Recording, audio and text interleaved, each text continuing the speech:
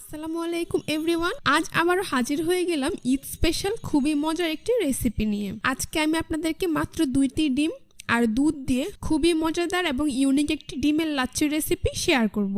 ঈদ উপলক্ষে আমরা বিভিন্ন ধরনের মিষ্টান্ন তৈরি করে থাকি। সবসময় সেমাই অথবা চালের পায়েস তৈরি না করে একটু ভিন্ন উপায়ে যদি ডিম আর দুধের এই লাচ্ছিটা আপনারা তৈরি করেন, দেখবেন বাসায় বড় থেকে ছোট সকলেই খুবই পছন্দ করবে। চলুন রেসিপিটি দেখে নিচ্ছি। এই রেসিপিটি তৈরি করার জন্য প্রথমেই একটি মিক্সিং বলে আমি 2টি ডিম ভেঙে নিয়ে নিয়েছি। অবশ্যই আপনারা রেসিপিটি তৈরির মিনিমাম 15 থেকে 20 মিনিট আগে ডিমটাকে ফ্রিজ থেকে নামিয়ে রাখবেন। এবার এখানে আমি দিয়ে দিচ্ছি সামান্য পরিমাণ লবণ, দিয়ে দিচ্ছি 1 চা চামচ পরিমাণ চিনি। এখন একটি হ্যান্ড উইচ দিয়ে ডিমটাকে খুব ভালো করে ফেটিয়ে নিচ্ছি। কিছুটা সময় নিয়ে ফেটিয়ে নিতে হবে যাতে এর মধ্যে কোনো প্রকার লাম্পস না থাকে। এই যে দেখুন আমার কিন্তু ডিম ফেটানো হয়ে গিয়েছে। এখন এটাকে এক সাইডে রেখে দিচ্ছি। এইবার চুলায় একটি প্যান বসিয়ে আমি এখানে 1/2 লিটার পরিমাণ লিকুইড দুধ নিয়ে নিচ্ছি। তারপর এর মধ্যে দিয়ে দিচ্ছি 1/3 কাপ পরিমাণ চিনি।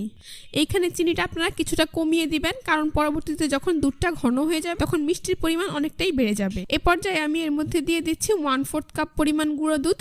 আপনাদের হাতের কাছে যদি এটা না থাকে তাহলে না দিলেও চলবে। চিনি আর গুঁড়ো দুধটাকে লিকুইড দুধের সাথে খুব ভালো করে মিশিয়ে নিচ্ছি। ঠান্ডা অবস্থাতেই গুঁড়ো দুধটা মিশিয়ে নিতে হবে, তা না হলে পরবর্তীতে দলা পেকে যেতে পারে।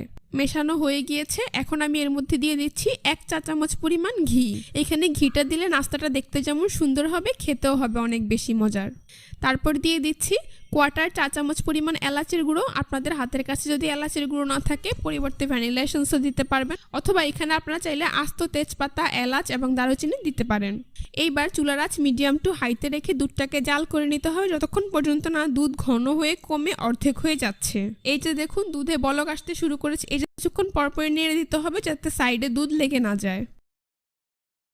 আশা করি আপনারা দেখেই বুঝতে পারছেন এখানে কিন্তু দুধটা অনেকটাই ঘন হয়ে গিয়েছে আর এটা কমে অর্ধেক হয়ে গিয়েছে। দুধের ঘনত্বটা আপনাদের পছন্দ অনুযায়ী রাখতে পারেন, খুব বেশি ঘন করার প্রয়োজন নেই। এখন আমি চুলার আঁচ লোতে করে দিব। আর ফেটিয়ে রাখা ডিমটাকে আমি এই মেজারমেন্ট মগে নিয়ে নিয়েছি। এবার এই ফেটানো ডিমটাকে দুধের উপরে এরকম চিকন সুতার মতো করে দিয়ে দিতে হবে। আমি এইভাবে উপর থেকে চিকন সুতার মতো কিছুটা ডিমের মিশ্রণ দুধের মধ্যে দিয়ে দিচ্ছি।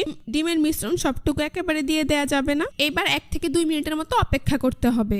এবার একটি হ্যান্ড উইচ দিয়ে ডিমটাকে দুধের সাথে মিশিয়ে নিতে হবে। আশা করি আপনারা দেখেই বুঝতে পারছেন পুরো প্রসেসটা আমি ঠিক কিভাবে করছি। একইভাবে আমি অল্প অল্প করে ডিমের মিশ্রণ এইভাবে উপর থেকে চিকন সুতার মতো করে দুধের মধ্যে দিয়ে যাব। কিছুক্ষণ অপেক্ষা করে আবারও হ্যান্ড উইচ দিয়ে নেড়ে দেব। সবটুকু ডিমের মিশ্রণ আমি এইভাবে 3 থেকে 4 বারে দিয়ে দিব।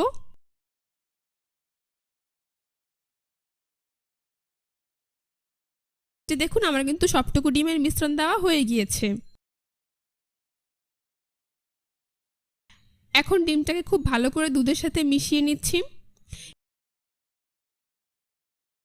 এ পর্যায়ে চুলার আঁচ লোতে রেখেই আরও 2 থেকে 3 মিনিট এটাকে জাল করে নেব। এ পর্যায়ে এসে দুধটাকে খুব বেশি ঘন করে ফেলা যাবে না, পরবর্তীতে এটা যখন ঠান্ডা হবে তখন এটা এমনিতেই ঘন হয়ে যাবে। এখন আমি চুলা অফ করে কিছুটা ঠান্ডা করে তারপর ফ্রিজের নর্মাল চেম্বারে রেখে দেবো 1 ঘন্টার জন্য। তো ফিরে এলাম 1 ঘন্টা পর। এই যে দেখুন এটা কিন্তু অনেকটাই ঠান্ডা হয়ে গিয়েছে। আর ঠান্ডা হওয়ার কারণে এটা অনেকটা ঘন হয়ে গিয়েছে। তো আমি একটি বাটিতে পরিবেশন করে আপনাদেরকে দেখিয়ে দিচ্ছি। আপনারা এই লাচ্ছিটার ডেকোরেশনের জন্য উপরে পছন্দ মতো কিশমিশ অথবা যে কোনো ধরনের বাদাম কুচি দিয়ে পরিবেশন করতে পারেন।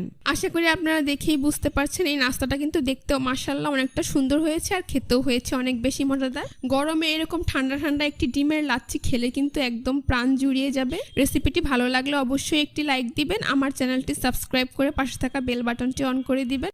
আজ এই পর্যন্তই। সবাই অনেক বেশি ভালো থাকবেন। আল্লাহ হাফেজ।